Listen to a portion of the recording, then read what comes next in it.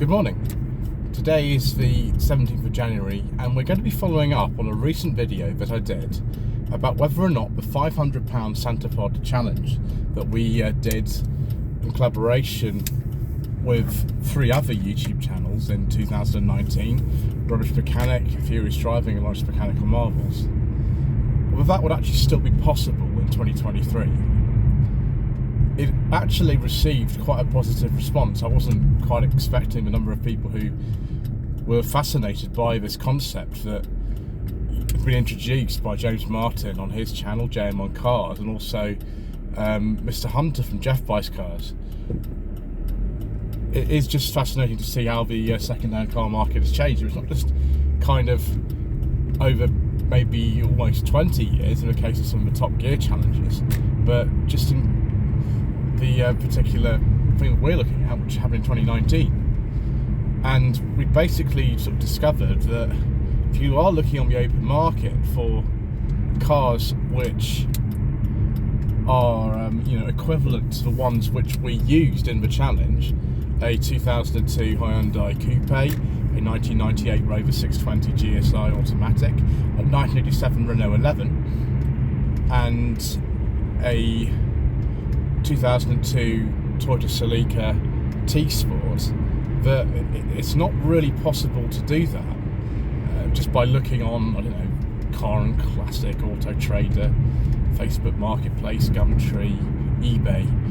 It's not really possible. Most of the stuff that you see is either spares or repairs or has no MOT or both. And if you look at the qualifications for the challenge, it's a car that's done under 100,000 miles with service history that can be taken to the track there and back under its own power.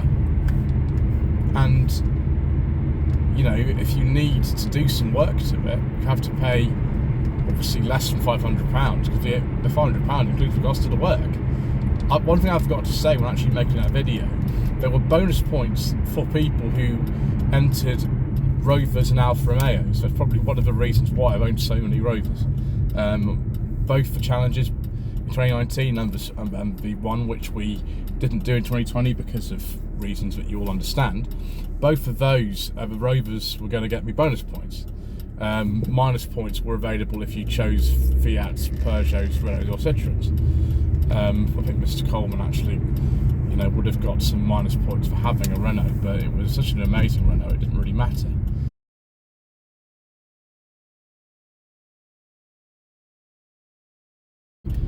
So having established that these cars are a lot more expensive than they were back in the day, some people have said to me, well, why don't you try a different approach finding a £500 car with an MOT? So this isn't even like, can you find a car for the challenge if you were to do the challenge again in 2023? And some people have been asking whether or not we ever will do it.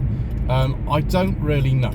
It's a very difficult thing to organise. It's very, very difficult to organise it. It took an awful lot more time than you could imagine to do it. It was a lot of fun, but that took a lot of organisation. I would need someone else to probably do a lot of the work that I did in order for it to be feasible for me, because it just took so much time to do it, although we had a great time.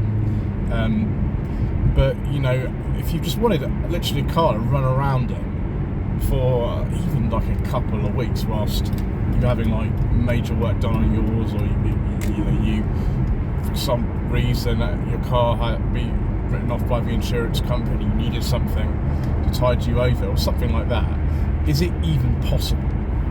Well, the approach that a lot of people said to me, and this is a very, very good thing to say actually, is why don't you use 2 resources that might be available to someone who deals with your cars on a day-to-day basis. Main dealer or independent dealer part exchanges, or owners clubs or owners groups on Facebook. Now, it's a very, very good suggestion.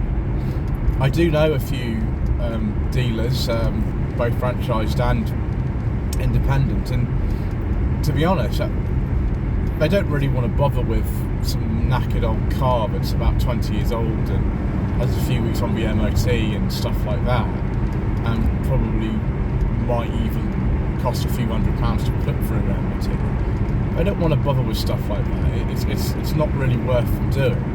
You notice that on a channel like High P Autos, he gets loads of part exchanges and sort of talks about them. He recently got hold of a Corsa that we can't talk about on the channel, really, but he didn't even keep it. He just moved it on to someone else because it just wasn't worth him keeping it or doing anything to it. There was too many things to do.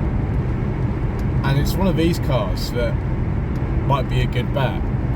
You will notice some people have said the Auto Alex channel recently got hold of the car I'm actually driving at the moment in the lovely saffron colour, a Volvo C70 T5 Coupe, for which he paid £500. Now his C70 isn't quite in the same sort of condition as this one. My car's really not perfect.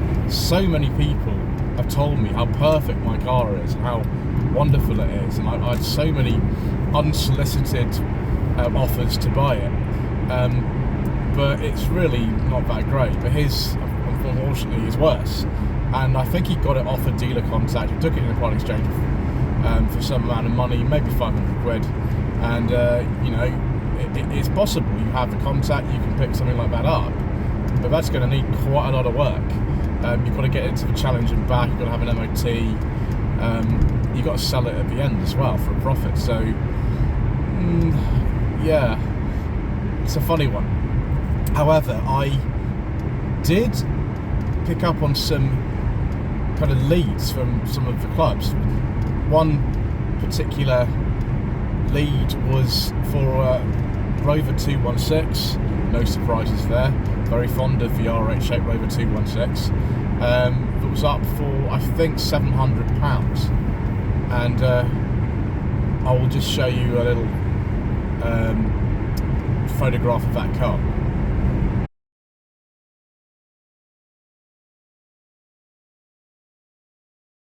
So yeah, I mean, apparently all that car needs is some front stalks for the seat belts. I mean, it's really hard to say without even actually seeing it if there's anything else it needs for the MOT.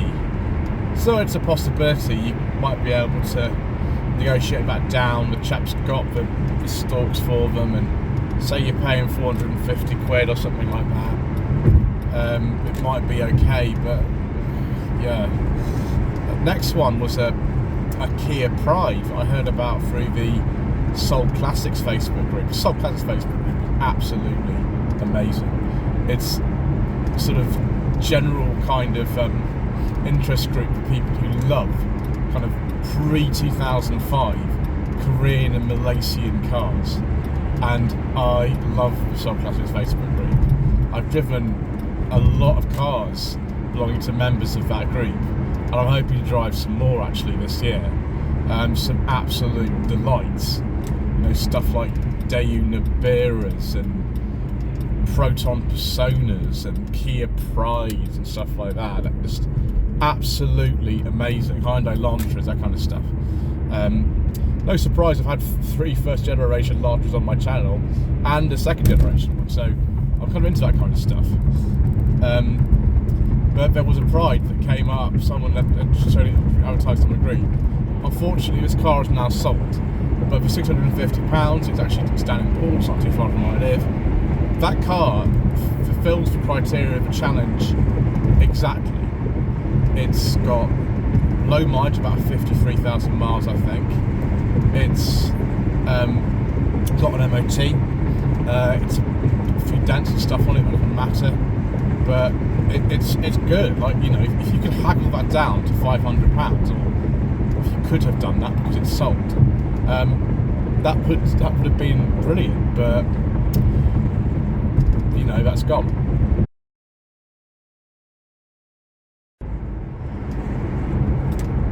So I also had a look just generally to see if I could find some more old Rovers, because it's the sort of thing that not a lot of people really want. You know, old Rover 25s and 45s, unless they're really special, like a a V6 or if you've got a 25 GTI, something like that. The majority of them aren't particularly valuable. But I did find some of interest to me.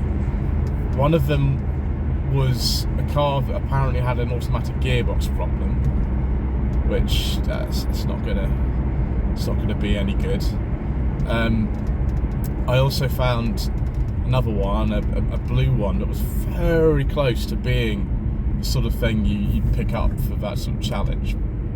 Very close. I forget what the issue with the car was now, but suffice to say it wasn't very expensive.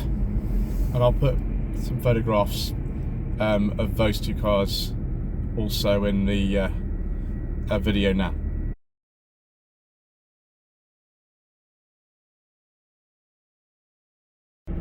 So there we go. Not doing very well. I mean, I've found things like a Chrysler PT Cruiser for £400. I mean, that had an MOT, but it has an engine we can't discuss on the channel.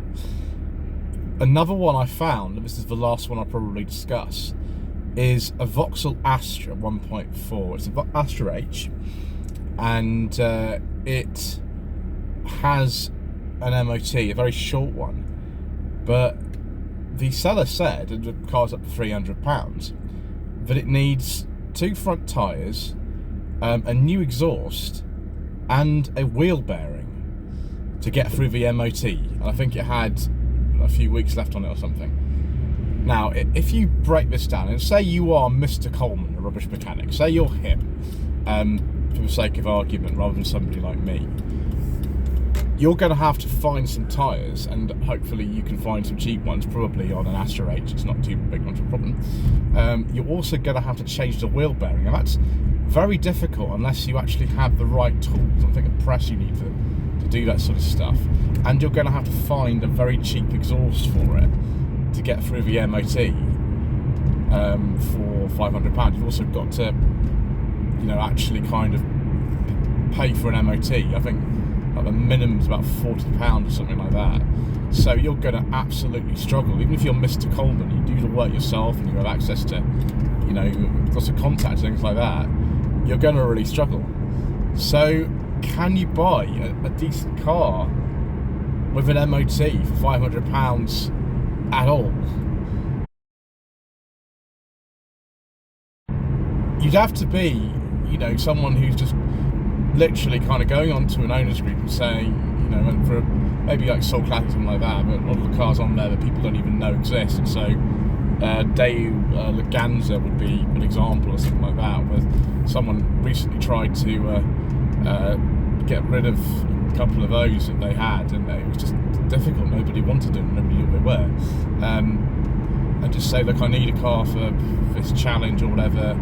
I absolutely can't pay more than say £450 because I need a bit of a contingency money to, if anything happens. Does anybody know of anybody with one? Or you'd have to sort of just ask around and just, if somebody, family's just got an old car that they don't need anymore and they just don't want to bother trying to sell it in the open market, because a lot of people don't want to sell cars in the open market. I know tons of people, even if we really know about cars, who don't want to sell their cars on the open market. They'd rather just go down to the dealer and part exchange it, because it's just easier. And I understand that. I don't like selling cars particularly myself. So I think that's kind of it. I don't really think that it's possible apart from that. I might be wrong, but there's always something just kind of wrong. Like, I'm not quite there with all of these sub £500 cars.